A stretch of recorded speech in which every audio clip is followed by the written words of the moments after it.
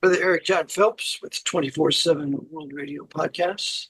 Today on this beautiful July 1st, Tuesday, 2023. And with us today is our beloved George Widger with his myriad of information that he brings. And so I never know what he's going to say, by the way. So usually it's a surprise. But Brother George, welcome to the podcast. Well, as always, Brother Eric, it's a pleasure to be on with you. Pleasure to have you. And so on this beautiful day, which is, we had a terrible storm here last night. It was really, really bad. Lots of rain. It was so bad I couldn't really go home last night. So I just slept on my massage table. But woke up this morning, got busy with things. And lo and behold, we have a podcast now. So, Brother George, welcome to the podcast. Well, thank you for having me aboard. Okay, so what do you have for the listeners today? Well, before I get into my material, I would like to start with my scripture verse, which is Deuteronomy 23, verse 2. Deuteronomy 23, verse 2. And I'm sorry if the language is a little bit coarse. However, this is the word of God. A bastard shall not enter into the congregation of the Lord, even unto the 10th generation shall he not enter into the congregation of the Lord. Shall I read that again? Yeah, go ahead. I think it's very important because most people today don't know how Okay. serious it is to have children out of wedlock. Go ahead. Okay. A bastard shall not enter into the congregation of the Lord. Even to the 10th generation shall he not enter into the congregation of the Lord. Okay, so why do I bring this up? Well, I'm not going to get into impropriety or sin or anything like that, although I could. However, my whole purpose for adducing this passage, it has to do with Bible comparisons with different translations. Now, I think most people know what a bastard is. Its primary definition is a child who's born out of wedlock, i.e., illegitimate. So most people really have no difficulty with that meaning. However, if you look at a more modern translation, such as the New International Version or NIV, it changes that to a child of a forbidden marriage. That's not right. And, okay, I suppose that works. No, Okay, it's well, a I child that's suppose born that out of could. wedlock. Because you could, in that case, you could have somebody that's married, but the marriage is forbidden. I mean, the Bible's clear. Like a child born in marriage is not a bastard. So that's the wrong translation. Of course, they have a bunch of them in NIV. But go ahead. Okay, so even if it were accurate, it has. Okay, a bastard is clear, direct, and to the point. Is That's right. Amen. And of course, this other way, in addition to being inaccurate, it adds 5 or 6 more words and probably like 8 or 9 more syllables. So the argument in favor of these more modern translations, such as the NIV, is supposed to be easier to understand. You don't want to deal with that 17th century, Elizabethan gibberish. Let's update the language. Whereas this is a clear example where that's not the case. That's right. That's right, my brother. Hmm. So I'm just wondering, they say, things are bad, but they can always be worse.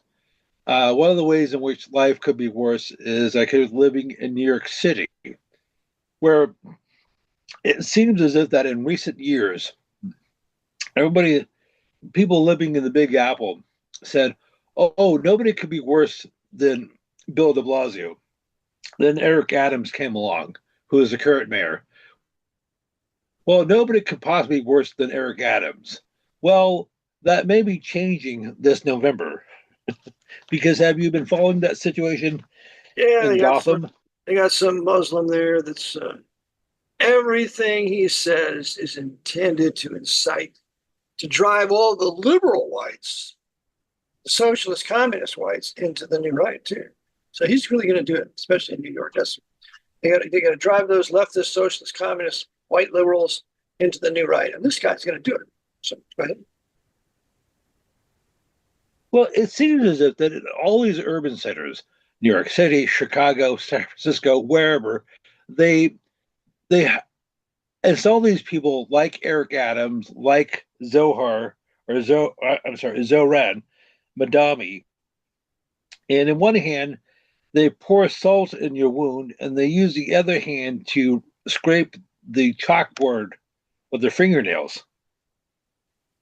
And it's not only that they are implementing these insane, evil, satanic, communist, socialist policies. They're just being incredibly obnoxious about it as well. They go Oh yeah, above and beyond the call of duty. oh yeah. They enjoy it because they know So, what they're doing, and they're getting paid. Pardon me, they're getting paid to do it. and I know technically speaking, there's no law, at least in New York State, saying that if you're foreign born, you can't be mayor there. It's not like being president or something like that. But I believe he was born in Uganda, if I'm not mistaken.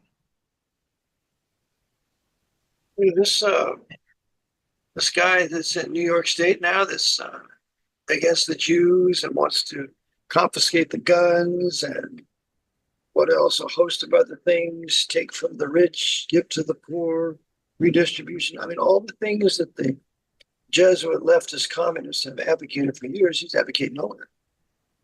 So, Yeah. So does that mean Robin Hood was working for the Jesuits? well, I think that might have been a little different. Okay. So you know that his mom, what is his name? Okay, I'm having some problems with my internet. His mom went to Laredo High School in Calcutta, India. So she was his mom, even though they're Muslims, his mom went to a Catholic school. Well, when I was in Israel years ago, the first time I was there, I was in 1974. I went to this Arab restaurant, Hmm. and they really have good food. And they were very friendly to me.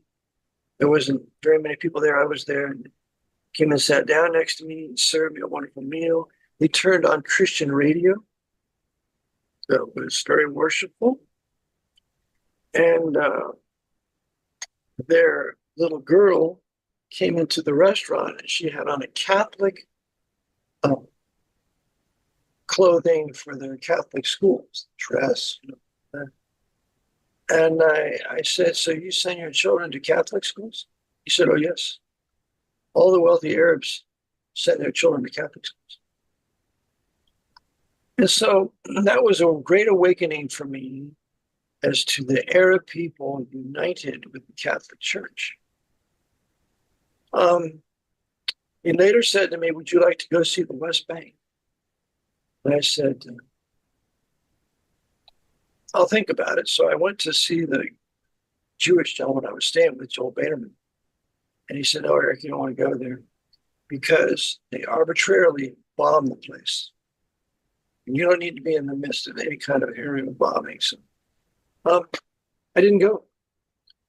So, but they were very nice to me. They played biblical Christian music. It was worshipful. It wasn't this Christian rock trash. And they served me a wonderful meal. And I thought, these dear people are being played by the Catholic Church to be against the Jew and their right to their lands. So that was just an experience I want to share with you, listeners. Oh, well, thank you for that little anecdote. Okay, so Mundabi's mother is Mira Nar. Now, Zohar was born on the 18th of October, 1991, so he's 33 years old. So during the election, he would be 34 years old. Now, his mother, Mira Nar, was born on the 15th of October, 1957. So she's 67, almost 68. And as I said, she went to Loreto Convent in, I guess, Calcutta. Yeah, Calcutta, India. So this is her second marriage. She's married to Mahmoud Bandani since 1991, but her first husband was Mitch Epstein. Mitch Epstein. You're kind of cutting out, George. You're Yes. breaking up. Okay, I'm sorry. Her first husband was Mitch Epstein. But he was a Jew.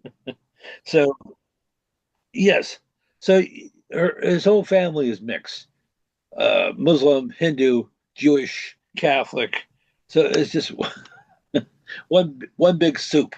Utter confusion, just like he is. Knows nothing of America, knows nothing of American history, knows nothing of our rights, knows nothing of our greatness. He's just sent here by some Jesuit coadjutor to tear New York apart, to drive the wealthiest city in the country, the most powerful archdiocese in the country, into the new right. Because without all these leftist Roman Catholics, Biden wouldn't be in office past. There wouldn't have been a real race.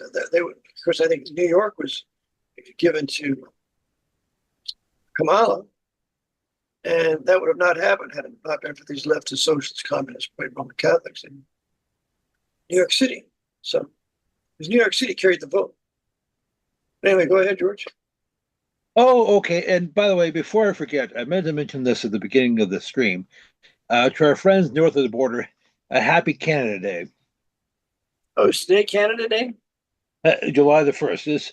So this is basically their 4th of July. I see. Very good. Just hold it for a second, George. I want to pause for a minute. So I'm just going to hold for a second. I'll be right back. So go ahead, George. Okay, so for our friends north of the border, I just want to wish a happy Canada Day. Well, wonderful. I do too. I think Canada should be for the Canadians. Canadians is essentially a white country that was primarily Protestant. It should be for them.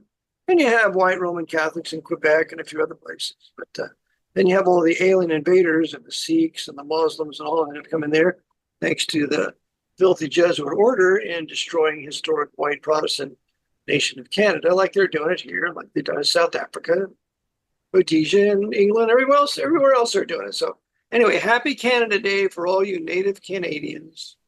I know there's some black native Canadians for you too, but all these aliens, they're wrecking your country, and you better do something about it before you lose it, or before you are absorbed into the American empire with an Anschluss, as Hitler did to Austria in 1938. So happy Canada Day.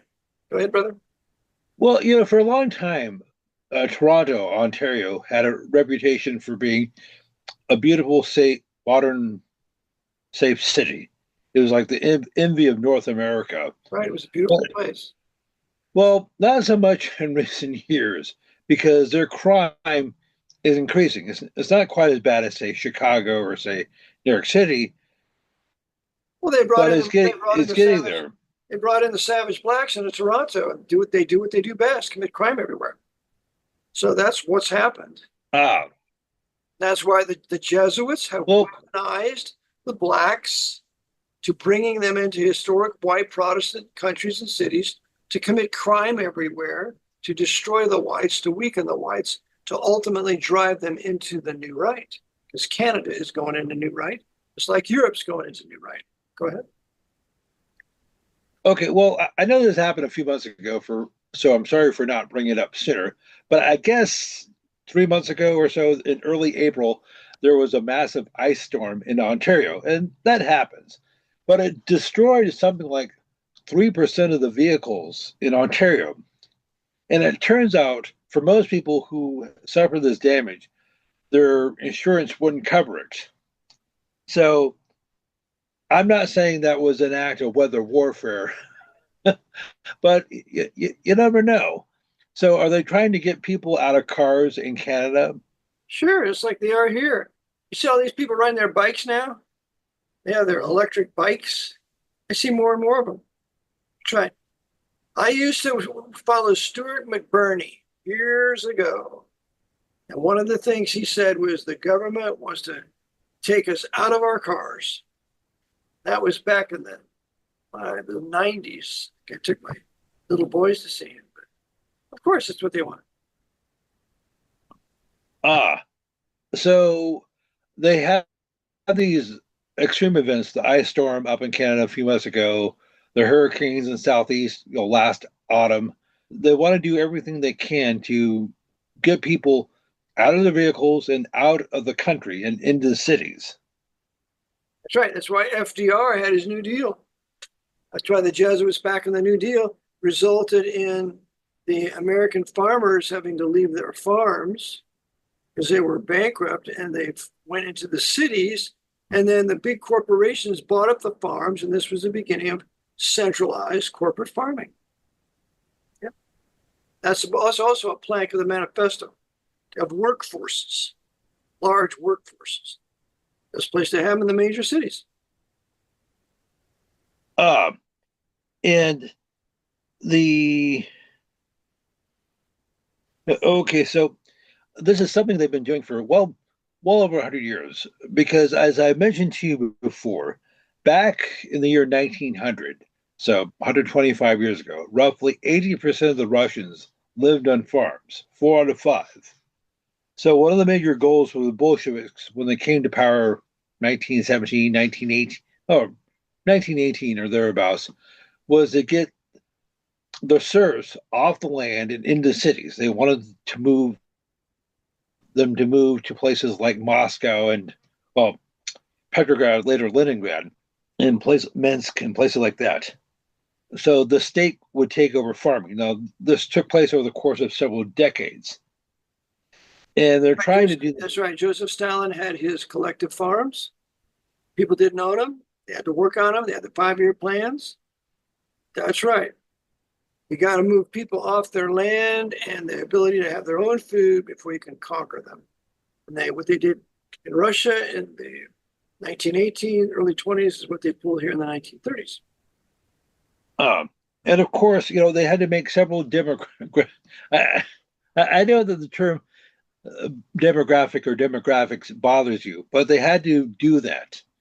So they had to change the racial makeup. That's what they did. Yeah. It's, Laura Ingraham wants to say demographics, not the demographics. It's the racial makeup. It's like the word race cannot be said. That's what it is. Go ahead. well, so in addition to getting the people off the land, they wanted to get the mother, the wife, out of the home because almost all women in 1900 in Russia were at home. Yes, you had a few who were nurses and teachers and things like that. By and large, they were homemakers. And Russians, like most traditional agrarian cultures, had large families. They'd have 5 or 6 children, sometimes at least 10. So they need to do several things. One, get the woman out of the home, get her to college, train her to be a doctor, lawyer, engineer, whatever. So men and women. So she can fornicate with the other men that she's working with. That's why. Okay. Well, further weaken marriage. But go ahead. okay. So they wanted to reduce the size of the family. So they had gone from saying having half a dozen children to say basically 1 or 2. And I know we've covered this material. Also, they wanted to introduce essentially what we call no-fault divorce. Now, as wicked as the czars were, as corrupt as they were, or at least they had a semblance of morality and decency. So, divorce in Russia went from almost non-existent, like maybe like 1% of marriages, to almost half. So, you can get divorced for almost any reason under the Bolsheviks, and the women could initiate the divorce. No, I'm not advocating divorce, Kind of like but here. that's Kind of like here, the women initiating 70% of the divorces in this country, ruining the white manhood. Go ahead. okay. So they got the people So at the take your farm. time, George. Take your time when you're talking. Make your points. Okay, go ahead. Okay, so the Bolsheviks basically now something you said that roughly 40 years ago in South America, the Jesuits implemented communism in the reductions in places like Paraguay, and several other countries like Venezuela and so forth. So they did that in the 17th and 18th centuries. So then they had to repackage it in the 19th century to make it appear non-Catholic. They used puppets like Marx and Engels. Now, Marx was Jewish and Engels was an apostate Lutheran, but both of them were high-level Freemasons. And then they tried it out in various places in the 19th century, like Paris in 1848 and other places. So that On happened Second French Revolution in 1848 in Paris. Yes, okay, yes, but then they didn't roll it out again until the early 20th century on a large scale in places like Russia, and then it was spread to other countries like China and Cuba and so forth. But so they, I don't have definitive proof, but the Jesuits were basically the authors of the feminist movement, or at least the modern one, going back to the 1960s. No doubt, sure. Now, I'm not sure how they involved with the 19th century, like the suffragette movements with Susan B. Anthony and Elizabeth Cady Stanton, but I'm sure they were somehow, probably through Freemasonry. I'm just guessing. And But I know, that was part of the women's suffrage movement too. That was Jesuitical and Masonic, because women don't belong voting. So we're going to get all these women voters and appeal to them sexually and whatever, so they will vote for who we want them to and divide the family. So the man is not the leader of the family. He's going to give the vote to the women. okay, but definitely we know the Jesuits through the CIA were involved with the modern feminist movement going back to the 1960s because Ms. Magazine was a CIA creation. And they used her front woman, Gloria Steinem, to do that. They use a Jew. Yes, well, that's a papal court Jew, a front Jew, to make it look like it's the Jews that are behind all the feminism. with other figures like Bella Abzug. Another Jew. Yep. And Barbara Streisand. Another Jew. Yep. So they have to use these upfront feminist Jews to make it look like the whole feminist movement is Jewish. And so now we can blame the Jews for it. Okay, so I know we bounced around a little bit. So we saw what happened well, getting back to Russia, say 100 years ago, the 1920s. So almost overnight, the birth rate in Russia plummeted. And it got so bad to where, oh, also one of the things the Bolsheviks did is they made abortion legal. They encouraged women to get abortion as a form of birth control. But right around 1930 or so, I guess Joseph Stalin's advisor said, hey, you know what, Joe, I think we might need to put a tap on the brakes on this whole abortion thing and divorce thing. And we need to encourage the Russians to start having children again. So I guess they decided to roll back this whole feminism thing in Russia during the 1930s. So were you aware of that? No, I wasn't. Because they knew they're going to be re-engaging in another war with Germany fairly soon. So in order to do that, you needed bodies to sacrifice in the field. Right. They did. They drove those Russian soldiers. The NKV drove them forward when they had no weapons. I mean, that movie Stalingrad is pretty accurate. And so it was a deliberate sacrifice of a white Russian Orthodox manhood. And German Lutherans. And German Lutherans. That was the whole purpose of Stalingrad. Ah. The German Lutherans and the Russian Orthodox kill each other. And then to the amount of what I understand was 1 million men. Yep, Uh, and well, it's interesting. This is something most people don't talk about, and I know you have, and we have before, but most people look at modern wars from a purely secular point of view, and they don't look at the religious angle, or they don't look at the historic religious angle. that's right, which is the most important angle. Everything political, financial is subject to them.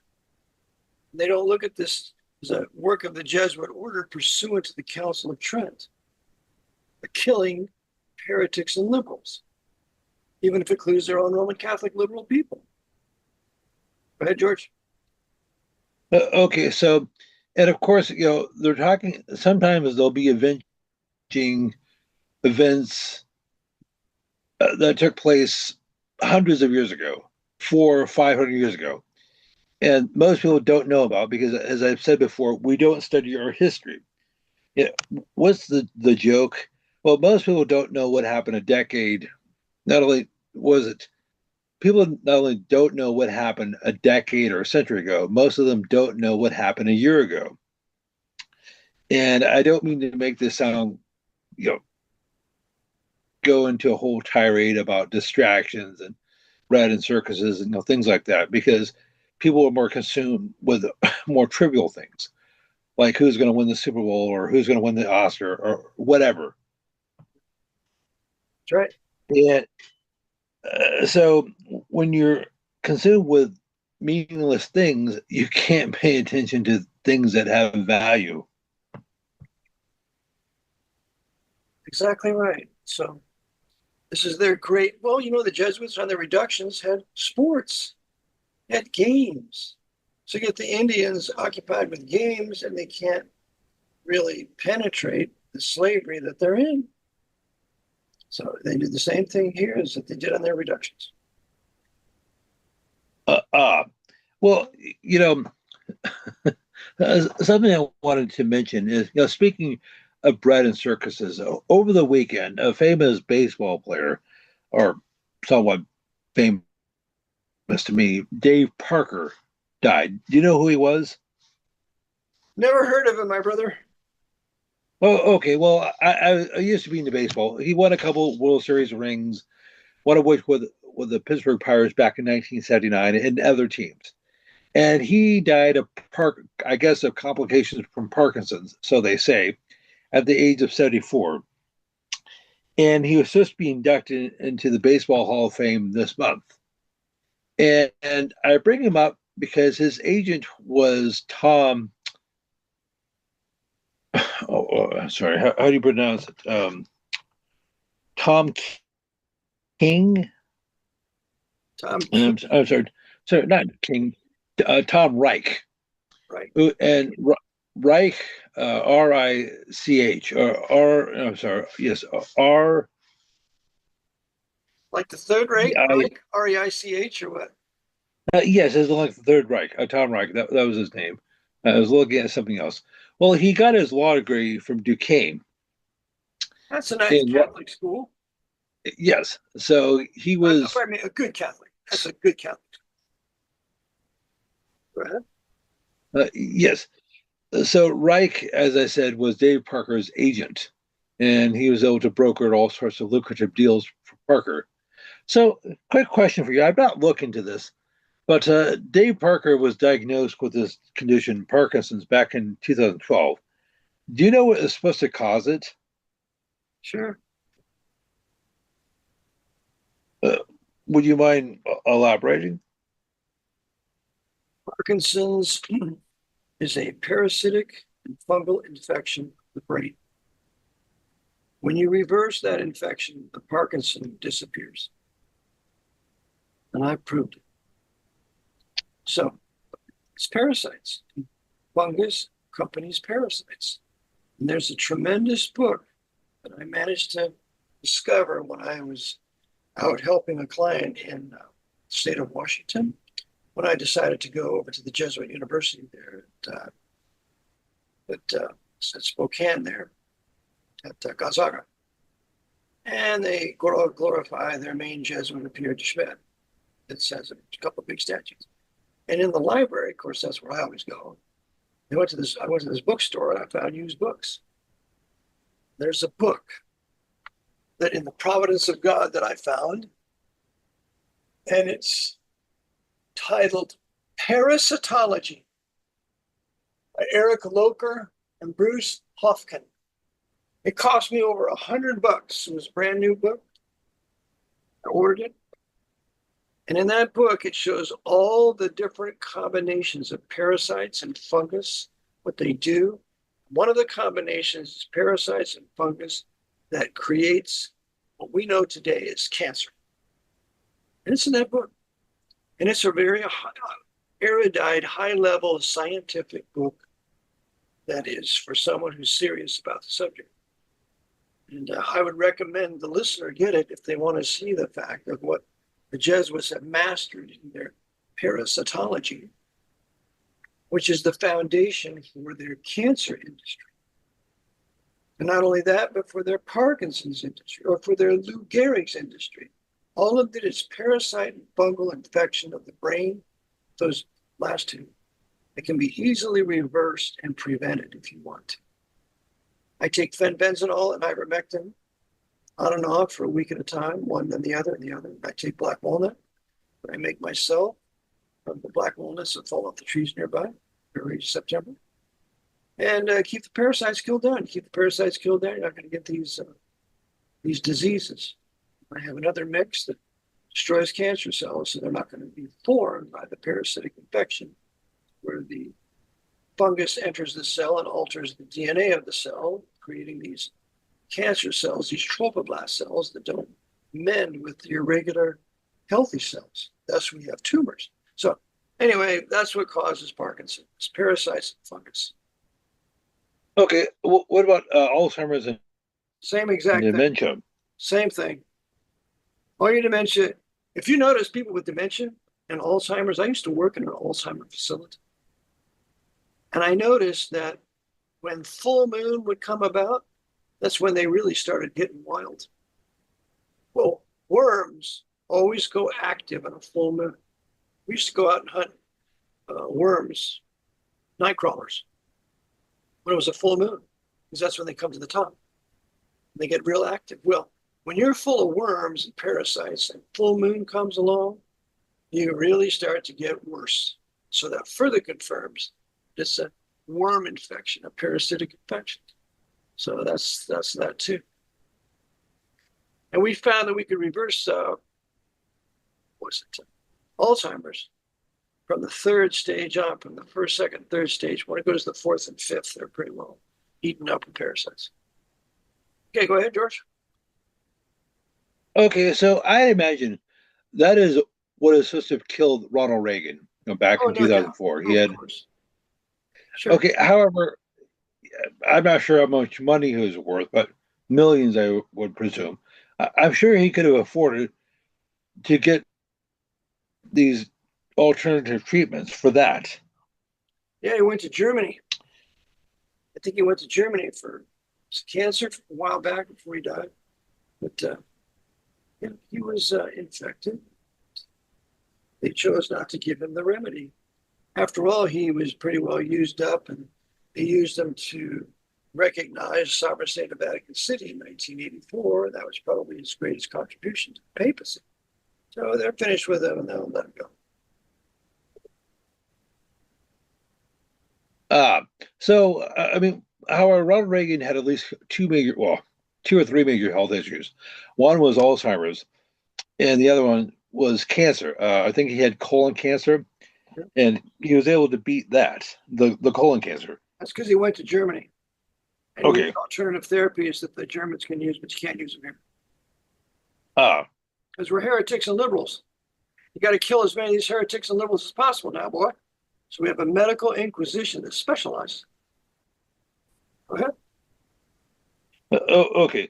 So, well, speaking of heretics and liberals, I now I mentioned this to the listeners before, but generally speaking, you and I will talk at least once a week off air to compare notes or talk shop, things like that. And I was able to surprise you. I'd asked you before we got on the air if you knew who Yuri Gagarin was, and you said you'd never heard of him before. Oh, Okay, so for brother Eric and for the listeners, Yuri, okay, he was Russian. Alexandrovich, I believe, Gagarin lived from the 9th of March, 1934, died on March the 27th, 1968. So he was 34 years old. I said in a conversation he was 33. I made a mistake. His cause célèbre was that on April the 12th, 1961, he allegedly was the first man in outer space. Now, it's possible he could have obtained low Earth orbit. It could have gone up something like 100,000 all feet that, or te- all that, te- thereabouts. all that technology given to the Soviets was given to them by this military government. So that includes Sputnik. Well, So they couldn't yes. invent the Boy Scouts over in Russia. It was a decimated country after World War II. And so they had to create parity with the US and give this bogus space race some teeth. So we'll say that he was out there in space, floating around. By the way, I believe there's several Russian men floating around in space out there, died out there. Go ahead. Okay, so you notice that Gagarin was 34 years old when he died. Well, apparently there's some confusion as to exactly how he died, but he supposedly died in a plane crash in Russia, I guess on March the 27th, 1968. So this is pure speculation on my part, and so this is not definitive. If any of your listeners know more, please send it to me. But is it possible that he could have got the Gus Grisham treatment? Oh, sure. Sure, it's quite possible they killed him. How We're not going to get the press there. We're not going to get any true press. Of course, it's almost as bad here as it is there. But press is controlled, and they'll tell you what they want to. And if you don't like it, well, that's tough. What are you going to do about it? You're not going to do anything about it. So that's Jesuit press in a country that they run. Total censorship. Okay, so for a few years in the 1960s, Gagarin was basically a national hero in Russia because, after all, he was the first man in space, and and of course, not only was that the case, so he was the first person in space before America did the same thing or allegedly the same thing. So, but as I said, this is back in the 1960s, so virtually nobody had heard of him, at least in his lifetime. So, is it possible that he was going to talk or have an interview with a reporter or something like that? Sure, it's quite possible. That's the same thing they did with Stanley Kubrick. Talked to that guy and said that we didn't go to the moon, and I filmed it. And wasn't long after that, he was dead. So, of course, it's absolutely possible. The Jesuits run the press, and anybody who says something that they shouldn't say, they silence them or kill them. It's real simple.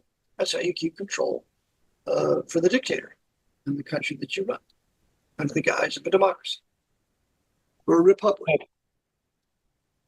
Okay, and nobody would be the wiser. Of course not. They're all slaving to pay their bills. When are you going to have time to check it out? You don't have any money. You're going to be busy paying your bills. Every waking hour, you have to work to save to pay bills and whatever the thing. So you don't have time to save and have your own middle class and check it out. So it's a perfect system they've set up, and in Russia and in China. Okay, and after all, Gagarin, like John Glenn and Buzz Aldrin, was a test pilot.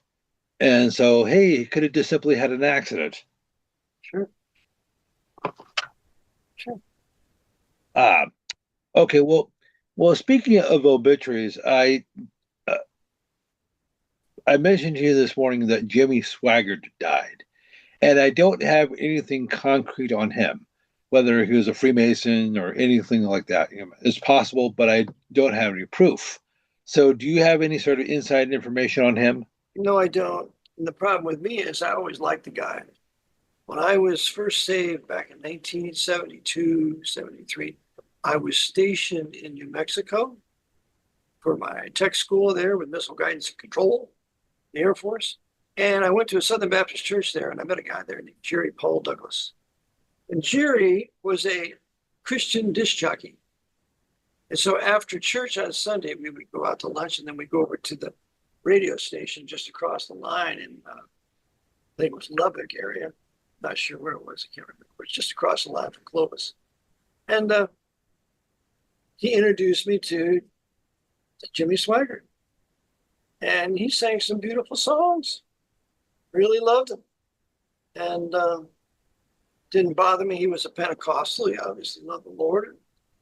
And then when he went down with that Hispanic woman, a prostitute, it was sad. But then again, before that happened, he was denouncing the Pope. And so it could very well have been a setup for him to go down. And after that, he never touched the papacy. They put him back on TV. So to be on the Pope's TV, you can't be blaming the papacy for any ill doing. So that's what Fox has in common with MSNBC. They're all touting the American Pope, what a wonderful thing he is, because you can't be on the Pope's TV and denounce the papacy. And so Jimmy Swaggart did that, and they set him up. And now, then for the many years later, he never really attacked the papacy. Well, for what it's worth, okay, so Jimmy Swaggart was born in 1935, the 15th of March, so the Ides of March. So he was born the same year as Elvis. Okay. And speaking of the king of rock and roll, I'm sorry? Okay, I'm listening. Go ahead. Okay, so speaking of the king of rock and roll, before Jimmy Swaggart got involved in ministry, I guess he did some recordings. And Sam Phillips of Sun Records, the same company that signed Elvis, was interested in signing Jimmy Swaggart to do, I guess, Southern gospel recordings. This is back in the 1950s. And I guess for whatever reason, Swaggart declined. And reason, George, I'm not looking. George, for some reason you're cutting out. It's like in the middle of a word, it's just silent. So just try to okay. words, try to finish your words and your sentence, because all of a sudden you just cease to exist. So try to do that, okay? Oh, all right. So I'll do that again. So back in the 1950s, Sam Phillips of Sun Records asked Jimmy Swaggart if he would be interested in signing with his label, Sun Records. And this was the same label that signed Elvis around the same time, 1954, 55, whatever that was. And for whatever reason, Swaggart declined. Now Swaggart would not have done rock and roll. He was supposed to do Southern gospel. And I guess it's in his blood because Swaggart was cousins with Jerry Lee Lewis and Mel Tillis, the country singer. And I guess from various sources, Jerry Lee Lewis was a Freemason. That's what I've heard. I mean, you're not getting on the Pope's TV unless you have some sort of a secret society connection. It's just not happening. No real honest individual men that are on TV anymore. And you're not, going to be getting a record deal, or you get your songs played on the radio unless you've sold your soul. Correct. So anyhow, so you mentioned Jimmy Swaggart and his fall with this prostitute. Well, during the 1980s, you had a bunch of televangelist scandals. In addition to Jimmy Swaggart, you also had Jim and Tammy Faye Baker. You had Oral Roberts. All basically around the same time. Oral Roberts, I believe, I'm just going from memory here, said that he needed to raise so much money for his university in Oklahoma. Otherwise, the Lord was going to call him home. I guess according to Roberts, or Oral Roberts, he saw a 50-foot image of Jesus. Yeah. We all laughed when we heard that one. We thought that was just hilarious. But what's not hilarious is how many people believed it. and then gave him more money. This Ah, guy was a millionaire. Millionaire Pentecostals like Kenneth Copeland and others. Yeah, go ahead. so I think the Jesuits used figures like Oral Roberts and Jim Baker to give Christianity a black eye, Of course. That's right. to Especially when basically you got Tammy Faye there. and to basically to besmirch the whole movement. Sure. You know, so millions of people probably concluded that they're all a bunch of these ministers are all a bunch of charlatans and grifters, and why should I, not give them any money, but why should I bother going to church and and doing, reading the Bible or be a Christian? And there's a whole bunch of other people. You mentioned Ken Copeland, but you had Benny Hinn, the late Paul Crouch, and Paul figures Crouch, like yeah, I that. remember that video. And for those of you who say evil of me, or what, you're gonna get. It was hilarious. Yeah. Uh-huh. It was just a. Well, well, speaking of Benny Hinn, I know that he's had at least one papal audience, as Kenneth Copeland. Oh, Kenneth Copeland had a papal audience. Good for him. She's the one that said Yes, I we're believe with bringing the church back to the bringing us coming back to Holy Mother Church. That was Kenneth Copeland. well, Typical for the whole Masonic design to bring all the Protestant churches, Baptist churches, back to Rome. um, so almost all these televangelists, they've Freemasons, they've met with at least one of the popes at least once, and so they're tipping their hands as to whom they actually serve. Now, I did, you mentioned this earlier, back in the 1970s when you were in the Air Force. But do you listen to so-called Christian radio today? Well, I don't listen to it because it's rock and roll Christian music, and so I refuse to listen to it.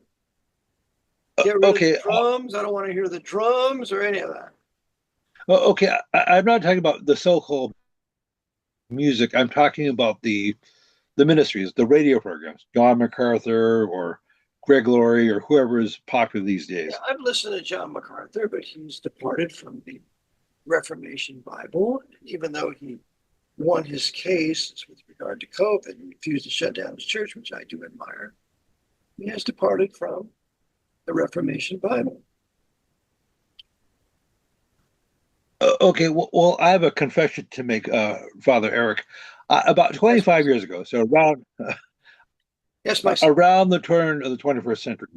Okay, so around the turn of the 21st century, late 1990s, early 21st century, I used to like to listen to Christian radio on a somewhat regular basis, and I would listen to Charles Stanley and James Dobson, Focus of the Family, and was a glaring exceptions. It was all pretty much the same.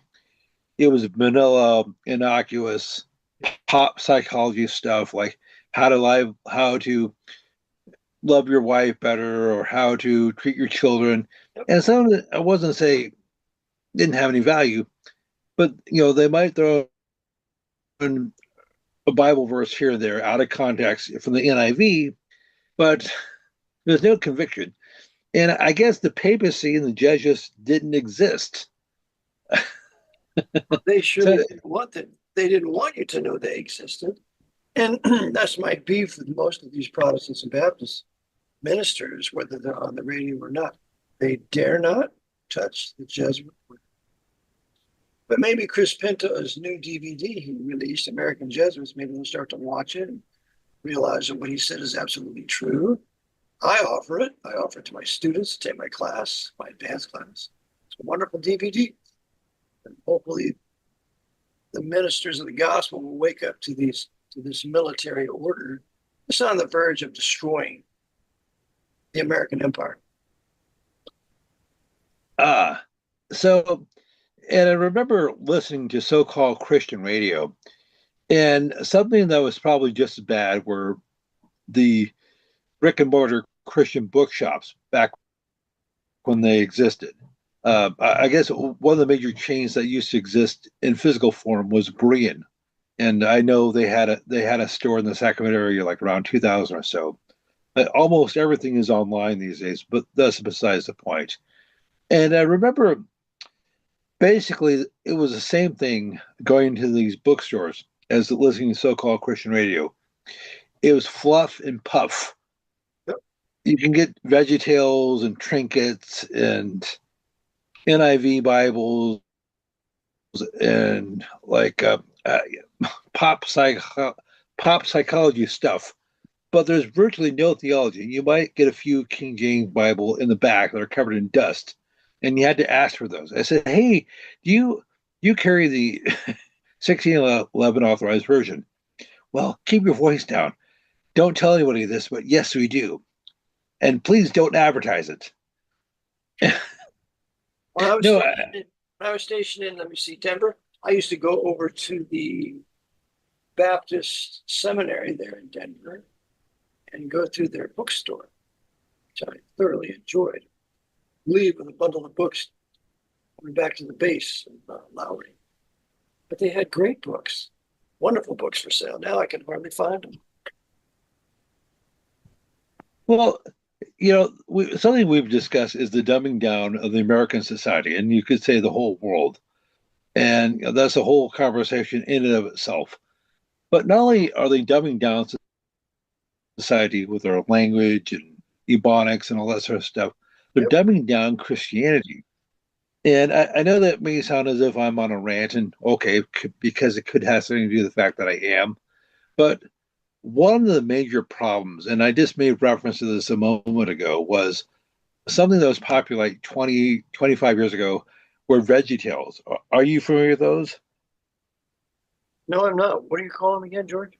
VeggieTales, vegetables, but they're tails. So these are cartoons, and they're tailored towards children, and they're supposed to teach them biblical stories like the Noah's Ark and David and Goliath and things like that.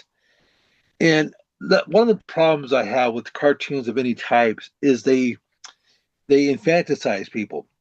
So people who are say 2 years old remain 2 years old, whether they're 25 or 50 years old.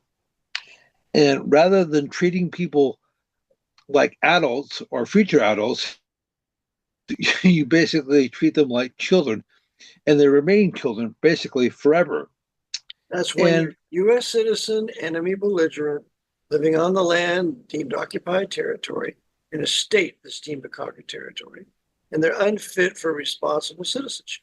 They're children, and that's how we're treated every day. okay, and this is something I've discussed before, but the Jesuits realize this. So they are the king of the cartoons. And I'm not being facetious when I say that. So who are the major cartoon producers, at least in the United States, throughout the 20th century?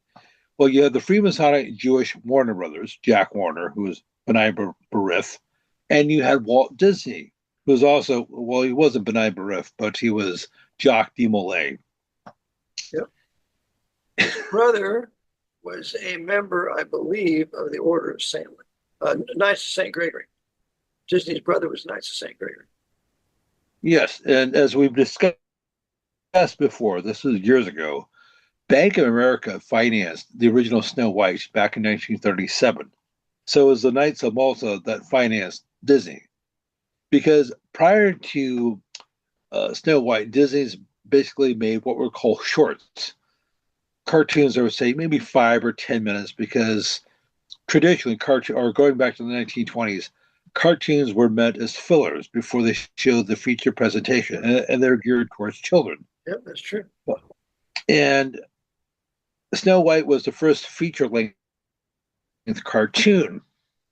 And as I said, at the time, it cost an astronomical $4 million. And the only institution that would bankroll it was Bank of America, the Ah, the Knights of Malta. Jesuit Bank of America. And so, given the success of Snow White, they said, okay, we'll finance all your future projects.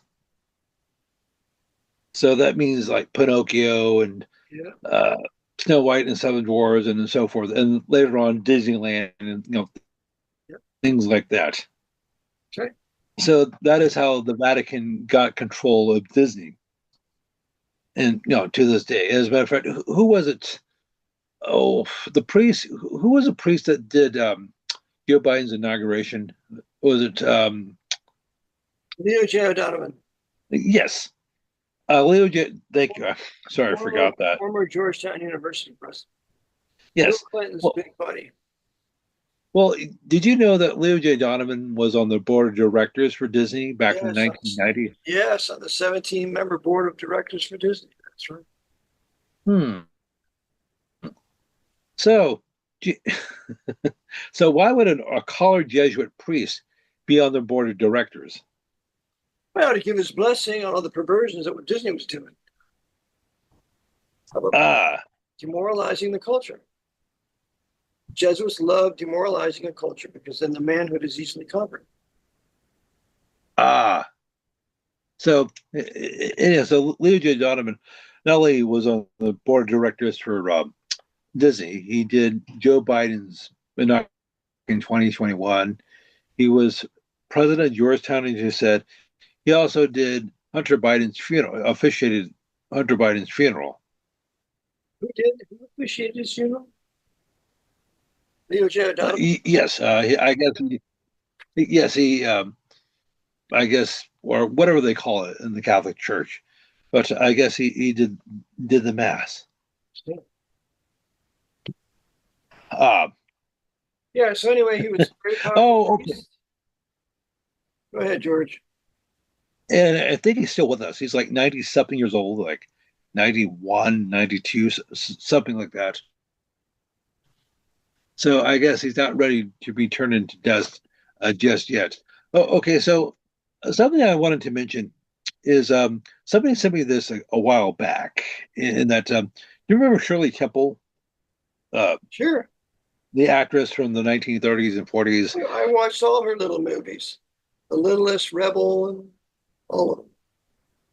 Uh, and well, I probably haven't seen one of her films in like 40 years or something, 45 years. I mean, I wasn't a big fan of hers, but do you know who was a big fan of hers? Who, George? Well, well, Ronald Reagan. So she, among other things, she was the ambassador to what used to be Czechoslovakia, and I believe to the United Nations. And she was a dame of the Knights of St. John in Jerusalem. Oh, she was a Dame of Malta. Well, she was Shirley Temple Black. She was also a member of the Council on Foreign Relations. That Thank uh, you for the Dame of so Malta connection, though. That's very important. how so? Yeah, she's obviously connected to the ruling elite of this country. She's a Dame of Malta, just like the Queen of England. It's like Phyllis Schlafly, Uh, all dames of Malta. Yeah, and the late Margaret Thatcher. yeah. She a Dame of Malta too. She was a Dame of Malta. Well, she's a dame of the Knights of St. John of Jerusalem. That's a Malta. That's Dame of Malta. Oh, okay. As was okay. Ronald Reagan was also a Knight of St. John of Jerusalem. As a matter of fact, he was knighted while he was still president. He knighted in 1989, right before he left office. Yes, about a week or so before he left office. There was uh, there was the knights there. Good old J. Peter Grace was there, I think, because J. Peter Grace died in 1993, I think. Mhm. Um, and so, if you think about it, the two major okay, so something we were told back in the 1980s, it was the three amigos that brought down the USSR: Ronald Reagan, Margaret Thatcher, and Pope John Paul II. Dame And of at least Malta, two of whom were yeah. Dame of Malta, Knight of Malta, and head of the Knights of Malta, the Pope himself. Because remember, he's over the uh, cardinal, he's over the Grand Master of the Knights of Malta, and the Grand Master has the status of a cardinal. So the Pope was over him.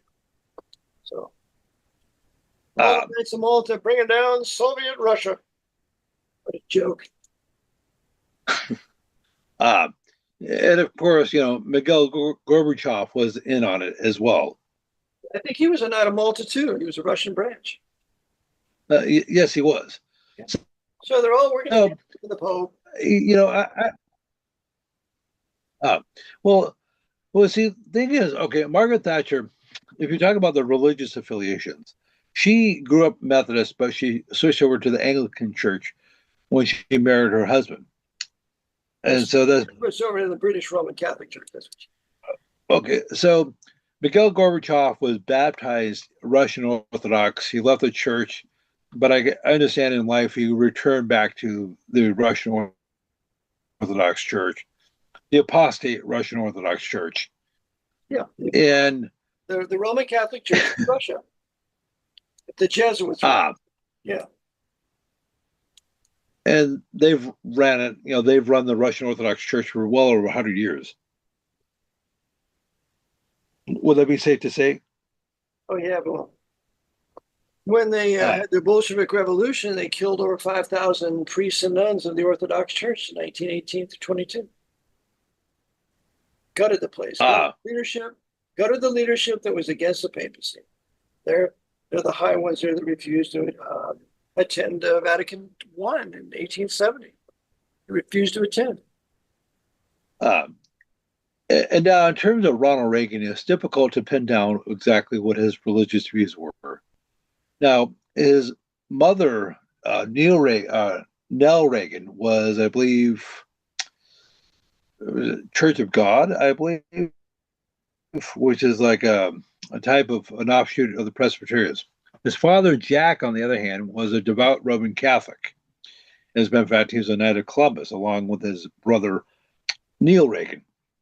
So Ronald Reagan was actually baptized Roman Catholic, which is something virtually nobody knows. So he grew up in a mixed marriage, Catholic Protestant. And Ronald was baptized a Roman Catholic. Correct. Well, he was a member of the sovereign state of Vatican City.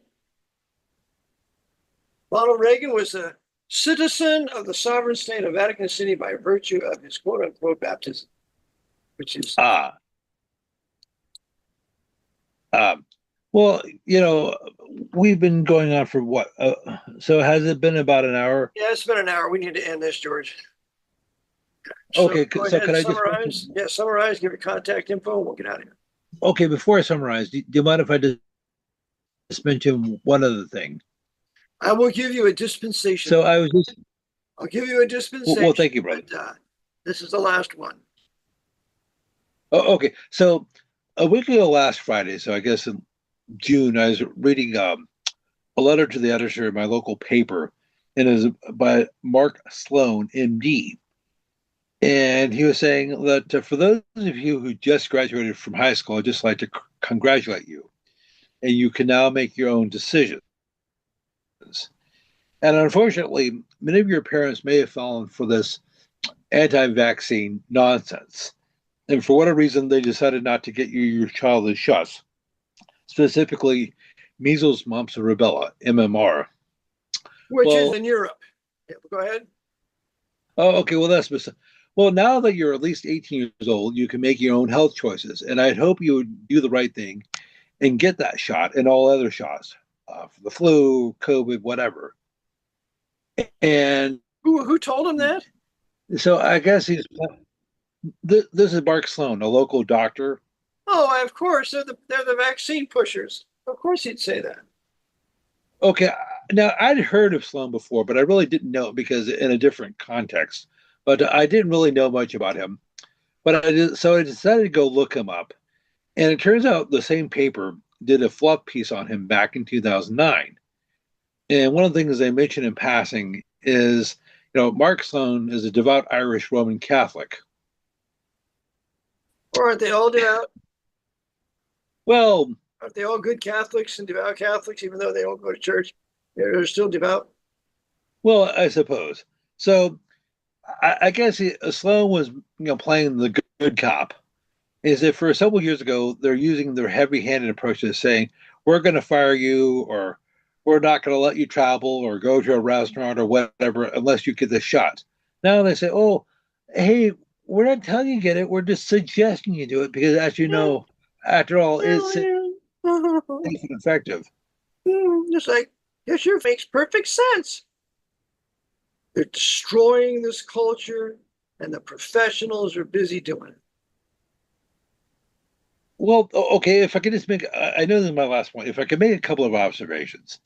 Something they've been saying for years, 20 plus years, is MMR shots, measles, mumps, and rubella, does not cause autism. And, there have been numerous studies, they say, that prove this. Oh, really? So people who develop symptoms of autism usually start showing signs around the age of 2 or so, right after they get their MMR shots. Now, I realize the timing is purely coincidental. Oh, it's Now, all some, coincidence, George. Come on now. It's either a coincidence or it's a conspiracy. Go ahead. okay. Also, something you had mentioned before on a personal note, you said you uh, one of your children got way back when and developed Guillain-Barré. Yeah, it was my oldest son. Okay, so if you look Hospitalized. that up, He was hospitalized and he couldn't walk. ah, did he recover? Yes, he did, but I was pretty upset about it. As you should be. I felt like killing the doctor. Of course, my wife at the time insisted on it. So anyway, go ahead. Okay, so if you look that up, that is one Guillain-Barré is 100% Absolutely. not all. So you cannot get this condition unless you get the. Right. So, My but other I thought these son, shots they were gave supposed him to be. my other son, they gave him his brain swelled. We had to take him to the hospital too. So of course the wife wanted that. That was a bad time for me, but that's what did to both of my sons. Ah, Do at the time. Go ahead. okay. So people who don't get any type, you don't get Guillain-Barré, Yeah. or Mm-hmm. Two sons. well, thank God for that. And of course, I presume they survived. They're doing fine. Ah, okay. So anyhow, that was my last point. So shall I give my contact information? Yes, please do, George. So if people have any questions, comments, concerns, critiques, please email me at georgewidger1969 at gmail.com. That's GEORWIDGER 1969 at gmail.com. Also, if you like to send me something, a story, video, whatever, please do so because there's only so much information I have access to, and I might learn something new. Also, please tell me a little bit about yourself, where you're emailing me from or whatever, if you could. All right, Brother George, thank you for being with me and the listeners today. I have a book, Vatican Assassins, Wounded in the House of My Friends, my website, VaticanAssassins.org. The CD, nice volume for your library with lots of good information. And go to VaticanAssassins.org. You go to 24/7 World Radio. You can order my broadcasts there over the last 12 years. If you would like to do that. And then I have other things that I offer there also, my private citizenship courses, my tax course, things that will be very helpful to you, especially the tax course, helping you to avoid the heavy progressive socialist communist direct but uniform income tax here. It's financing the military industrial complex around the world for the benefit of the Pope. So I think if it's voluntary, you need to not volunteer. So I teach my tax class and other things that you might find of interest. So please send your donation to RBT, P.O. Box 306, Lewistown, Pennsylvania, 17073. Or send it to Cash App at Eric, ERIC, John, JON, Phelps, PHELPS. Or you can send a donation to PayPal, RBPB donate at Comcast.net. And dearly appreciate your gifts to further the ministry of preaching the true gospel, telling the truth about how the Pope runs the world, and especially this country, to the end that the Lord's people would repent and seek to do that which is right in resisting unto blood, striving against sin, Hebrews 12:4. So, again, thank you for tuning in. May the Lord bless you to do his will according to his word. AV 1611, Reformation English Bible. Pray for Brother George and myself 2 minutes a day, as we would greatly appreciate it. So next time we meet, Maranatha, Lord bless.